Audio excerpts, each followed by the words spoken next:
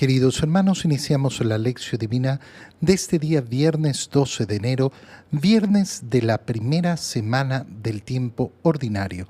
Por la señal de la Santa Cruz de nuestros enemigos, líbranos, Señor Dios nuestro, en el nombre del Padre, y del Hijo, y del Espíritu Santo. Amén. Señor mío y Dios mío, creo firmemente que estás aquí, que me ves, que me oyes, te adoro con profunda reverencia, te pido perdón de mis pecados y gracia para hacer con fruto este tiempo de lección divina. Madre mía Inmaculada, San José, mi Padre y Señor, Ángel de mi guarda, interceded por mí. Continuamos hoy día con la lectura del primer libro de Samuel. Leemos el capítulo 8, versículos 4 al 7 y 10 al 22. En aquellos días se reunieron todos los ancianos de Israel y fueron a Ramá a ver a Samuel y le dijeron: Mira, tú ya eres viejo y tus hijos no siguen tus ejemplos. Danos pues un rey, para que nos gobierne como sucede con todos los pueblos. A Samuel le disgustó que le hubieran pedido un rey que los gobernara. Entonces Samuel invocó al Señor y éste le respondió: Dale al pueblo lo que te pide, pues no es a ti a quien rechazan, sino a mí, porque no me quieren por rey. Samuel comunicó al pueblo que le había pedido un rey las palabras del Señor y dijo: Vean cómo los tratará el rey que reine sobre ustedes. Tomará a sus hijos y los hará servir en los carros y en la caballería de él, y los hará correr delante de su propio carro. Algunos de ellos los pondrá al frente de 1000 soldados y a otros de 50. A otros los obligará a labrar y cosechar sus tierras. A otros los hará fabricar armas para la guerra y aparejos para sus carros. Tomará también a las hijas de ustedes como perfumistas, cocineras y reposteras. Les quitará a ustedes sus mejores campos, viñas y olivares, y se los dará a sus ministros. Exigirá el diezmo de lo que produzcan los sembrados y viñas de ustedes, y se lo dará a sus ministros y a sus criados. Tomará a los criados y criadas de ustedes, sus mejores bueyes y asnos, y los empleará en los trabajos de él. Les exigirá el diezmo de sus rebaños, y ustedes mismos se convertirán en sus esclavos. Aquel día clamarán al Señor contra el rey que ustedes mismos elijan, pero el Señor no les responderá. El pueblo, sin embargo, se negó a escuchar las advertencias de Samuel y gritó: No importa, queremos tener un rey y ser también nosotros como las demás naciones. Nuestro rey nos gobernará y saldremos al frente de nosotros en nuestros combates. Samuel oyó las palabras del pueblo y se las repitió al Señor, y el Señor les dijo: Hazles caso y que los gobierne un rey. Palabra de Dios. La primera manifestación que tiene el Señor al conformar el pueblo de Israel es que no sean gobernados por reyes, y por eso les ha dado jueces para que gobiernen, para que hagan justicia, mejor dicho, y no sean como los demás pueblos. Por eso es que al recibir este pedido, Samuel, como juez, se enoja. Se enoja porque lo que está haciendo el pueblo, como le dice Dios, es rechazar esa voluntad de Dios. Qué importante es esta lectura. Ahora, contextualicemos con lo que veníamos leyendo el día de ayer. Ayer veíamos cómo los israelitas habían perdido la guerra, y al haber perdido la guerra contra los filisteos habían perdido el arca de la alianza. El arca de la alianza permanece 7 meses con los filisteos, pasando de una ciudad a otra. En cada ciudad donde la tienen, en cada poblado donde la tienen, se desatan pestes y desgracias, y deciden devolver el arca de la alianza junto con una ofrenda a los israelitas, porque ven efectivamente el gran mal, el gran daño que se han hecho robando el arca de la alianza. Pasan Pasan los años, ha muerto Elí, que es el juez que ha conducido a Samuel. Mueren sus hijos, ellos murieron en la guerra, y Samuel ha quedado como el juez más importante de Israel. Y entonces, ahí es donde empieza la lectura de hoy. Se reúnen, ¿quiénes? Los ancianos de Israel, y fueron a Ramá a ver a Samuel. Mira, tú ya eres viejo, tus hijos no son como tú. Y entonces, ¿qué va a ocurrirnos? ¿Qué es lo que está ocurriendo? Hasta este momento, Dios ha dispuesto quiénes van a ser los jueces de Israel. Y entonces, cuando surgían disputas, cuando tenían problemas, acudían a los jueces, y con eso bastaba. Bastaba, ¿por qué? Porque el Señor estaba guiándolos a través de esos jueces. No quería Dios que el pueblo de Israel fuera como los otros pueblos. No quería que fueran gobernados por un rey. No quería que fueran gobernados de una manera como se va a describir en la lectura, sino que quería que verdaderamente supieran que era su pueblo, el pueblo de Dios, que no tenían otro soberano, que no tenían otro rey, sino el Señor. Y entonces le piden, danos un rey para que nos gobierne, como sucede con todos los pueblos. Y aquí está el gran pecado de los israelitas. ¿Qué quieren? Sí, ser como los demás pueblos, ser igual que los otros. Pero eso es no reconocer la condición que tienen. La condición que ha establecido el pueblo de Israel es justamente ser un pueblo distinto a los demás pueblos. Es sumamente importante recordar que en la historia de la humanidad todos los pueblos, todas las culturas han tenido un tipo de religiosidad, pero ninguno, sino solo el pueblo judío ha tenido la idea de un Dios trascendente al mundo, es decir, que no es parte del mundo. No adoran la montaña, no adoran el sol, no adoran la luna, no adoran las estrellas, no adoran los animales, no adoran la fuerza de la naturaleza, no, sino a ese Dios creador de todas las cosas, ese Dios que ha creado de la nada, y además un solo Dios. Se pasa del politeísmo a esa creencia de la existencia de un solo Dios. En eso el pueblo judío es completamente distinto a todas las demás naciones, a todas las demás culturas. Samuel por eso se disgusta, porque sabe en profundidad lo que está pidiendo el pueblo, cómo están rechazando ese gobierno ofrecido por el Señor. Invocó al Señor, y éste le respondió, dale al pueblo lo que te pide. No es a ti a quien rechazan, sino a mí, porque no me quieren por rey. Qué profundo es lo que estamos leyendo. ¿Por qué?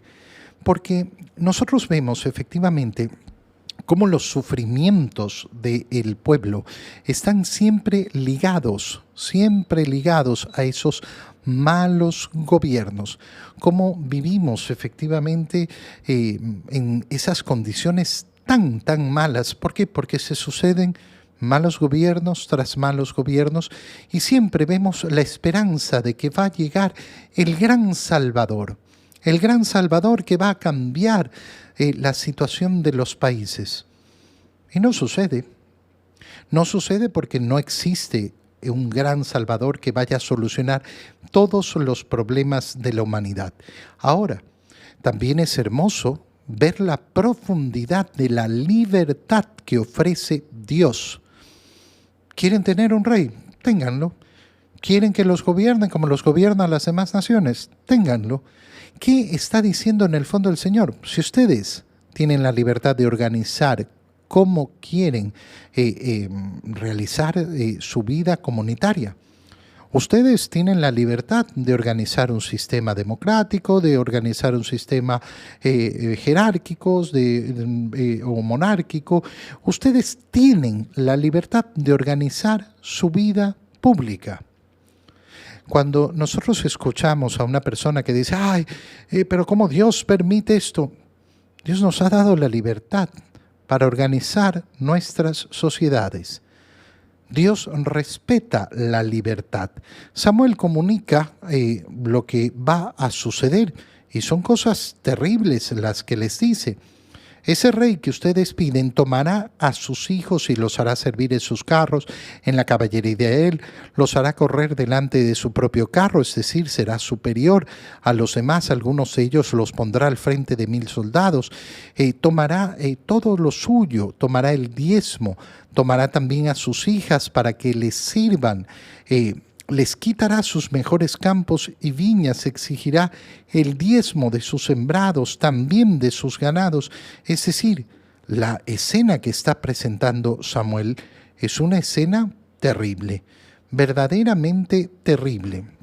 Aquel día, termina diciéndoles, clamarán al Señor contra el rey que ustedes mismos elijan, pero el Señor no les responderá. Qué importante es esto. ¿Por qué Dios no cambia las situaciones de los países? Porque ustedes han elegido cómo constituir su vida social. Porque ustedes han elegido cómo quieren ser gobernados. Ustedes son los que han escogido sus instituciones. Y el Señor no les responderá. El pueblo se negó a escuchar las advertencias de Samuel y gritó: no importa, queremos tener un rey y ser también nosotros como las demás naciones. Queremos ser sometidos, queremos ser gobernados. ¿Por qué? Porque al final es más fácil echarle la culpa al que gobierna y no querer asumir el autogobierno de uno mismo. Qué importante es darnos cuenta de esto, porque al final de lo que se nos está hablando es de la responsabilidad. Y las personas tienen un gran problema de asumir la responsabilidad. Por eso es que tú escuchas constantemente cómo las personas se justifican y le echan la culpa a los otros. Los otros tienen la culpa. No, es que la culpa es de allá. Tú decides tu vida. Las cosas más importantes en tu existencia y aquellas por las cuales vas a ser juzgado por Dios dependen de ti, de tu decisión, de tu libertad. En el Evangelio, leemos el Evangelio de San Marcos, capítulo 2, versículos 1 al 12. Cuando Jesús volvió a Cafarnaúm, corrió la voz de que estaba en casa y muy pronto se aglomeró tanta gente que ya no había sitio frente a la puerta. Mientras él enseñaba su doctrina, le quisieron presentar a un paralítico que iban cargando entre 4. Pero como no podían acercarse a Jesús por la cantidad de gente, quitaron parte del techo encima de donde estaba Jesús y por el agujero bajaron al enfermo en una camilla. Viendo Jesús la fe de aquellos hombres, le dijo al paralítico: Hijo, tus pecados te quedan perdonados. Algunos escribas que estaban allí sentados comenzaron a pensar: ¿por qué habla este así? Eso es una blasfemia. ¿Quién puede perdonar los pecados si no solo Dios? Conociendo Jesús lo que estaban pensando, les dijo: ¿por qué piensan así? ¿Qué es más fácil, decirle al paralítico tus pecados te son perdonados o decirle levántate, recoge tu camilla y vete a tu casa? Pues para que sepan que el Hijo del Hombre tiene poder en la tierra para perdonar los pecados, le dijo al paralítico: yo te lo aseguro, yo te lo mando, levántate, recoge tu camilla y vete a tu casa. El hombre se levantó inmediatamente, recogió su camilla y salió de allí a la vista de todos, que se quedaron atónitos y daban gloria a Dios diciendo: nunca habíamos visto cosa igual. Palabra del Señor. Qué importante es darnos cuenta de lo que hay en la profundidad del Evangelio que acabamos de leer. Y lo refiero a lo siguiente.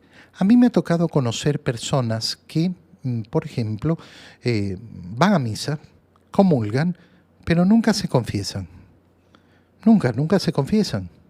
He conocido personas que incluso eran ministros de la comunión y que se jactaban de ser ministros de la comunión y de que ellos eran parte de la conformación de la parroquia y de la iglesia y que eran muy allegados y estaban muy familiarizados y muy amigos del padre fulanito y el sulanito y habían pasado 20 años sin confesarse.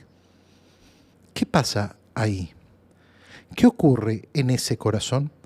Ocurre que tengo devoción a la Eucaristía y tú le preguntas, ¿por qué comulgas? Ay, porque yo necesito comulgar. Es el cuerpo de Cristo. ¿Y por qué no te confiesas? Ay, porque yo no necesito confesarme con un hombre pecador igual que yo. Y es cuando no se entiende, ¿no? O sea, ¿tú crees que ese hombre pecador igual que tú se sube al altar y es capaz de pronunciar las palabras de nuestro Señor Jesucristo para transformar ese pan en cuerpo de Cristo, lo que se llama la transubstanciación? Ese pan deja de ser pan para ser cuerpo de Cristo, ese vino deja de ser vino para ser sangre de Cristo, el sacramento de la Eucaristía. Para eso sirve el sacerdote, pero para ti no sirve para confesar. Hermano mío, una cosa es más fácil que la otra. Y esto es lo que les está diciendo el Señor a aquellos fariseos que comienzan a decir, pero ¿cómo este hereje dice que le perdona los pecados? ¿Qué es más fácil? ¿Decir tus pecados te son perdonados o decirle a este paralítico, levántate y anda? ¿Cómo puedes creer en esa transubstanciación? ¿Cómo puedes confiar en la Eucaristía que la celebra ese sacerdote, pero no confías en ese mismo sacerdote para darte el perdón que proviene de Dios? Yo no soy el que tiene el poder para transformar un pan en cuerpo de Cristo. Tengo la autoridad que he recibido de la Iglesia y la misma autoridad es la que tengo para confesar y perdonar los pecados. Pero no hay un poder mágico que sale de mí. No, la obra es de Dios y la obra en los sacramentos siempre es la obra de Dios realizada por ese sacerdote, realizada por ese que ha sido consagrado para esa acción sacerdotal. Pero entonces no podemos creer una cosa y no la otra. Segunda cosa maravillosa es ver la particularidad de la escena que la hemos visto hace poco tiempo también. Fíjate cómo Jesús vuelve a Cafarnaúm. Cafarnaúm es el lugar central donde va a desarrollar su actividad. Corre la voz de que estaba ahí. Y se agrupa tanta gente, se aglomeró tanta gente que ya no había sitio frente a la puerta. Y mientras enseña su doctrina, aparecen 4 hombres cargando a un paralítico, pero no podían acercarse a Jesús por la cantidad de gente. Y entonces, ¿qué hacen? Quitaron parte del techo encima de donde estaba Jesús y por el agujero bajaron al enfermo en una camilla. Es una escena que a mí me encanta reflexionar porque es verdaderamente bella. Estos 4 hombres dispuestos a la locura, porque es una locura. ¿Cómo se les ocurre trepar un paralítico al techo de una casa? ¿Cómo se les ocurre romper el techo de una casa? Es de locos. Pero esos 4 locos tienen la confianza de poner a ese amigo suyo delante de Jesús. Esto es el apostolado. Este es el motor del corazón que quiere ser apóstol de Cristo. El que quiere ser apóstol de Cristo no le importa hacer el ridículo. No le importa el esfuerzo que tiene que realizar. No le importa lo que van a decir los demás. No le importa que digan que es una locura. No le importa que le digan que es un fanático. No le importa la opinión del mundo. El motor de su corazón no está impedido ni por la vergüenza ni por el qué dirán. El motor de su corazón está en la fe profunda de que si yo quiero a mi amigo, si lo quiero de verdad, quiero que esté junto a Jesús. Y por eso lo que sucede a continuación es maravilloso. Viendo Jesús la fe de aquellos hombres, no del paralítico, la fe de aquellos hombres, de aquellos que lo cargaban al paralítico, le dice al paralítico, hijo, tus pecados te quedan perdonados. Es inmensamente más grande que levantarse y tomar su camilla. Recibir el perdón de los pecados. ¿Qué alegría más profunda produce en el corazón cuando logramos acercar un alma a Jesús? ¿Cuánta gente vive en una amargura tremenda porque jamás en su vida ha acercado a nadie a la fe? Porque no han sido verdaderamente apóstoles de Cristo. Y si yo no soy apóstol de Cristo, entonces, ¿dónde está mi cristianismo? Te doy gracias, Dios mío, por los buenos propósitos, afectos e inspiraciones que me has comunicado en este tiempo de lección divina. Te pido ayuda para ponerlos por obra. Madre mía Inmaculada, San José, mi Padre y Señor, Ángel de mi guarda, interceded por mí. María, Madre de la Iglesia, ruega por nosotros. Queridos hermanos, reciban mi bendición en este día, en el nombre del Padre, y del Hijo, y del Espíritu Santo. Amén. Un feliz día para todos.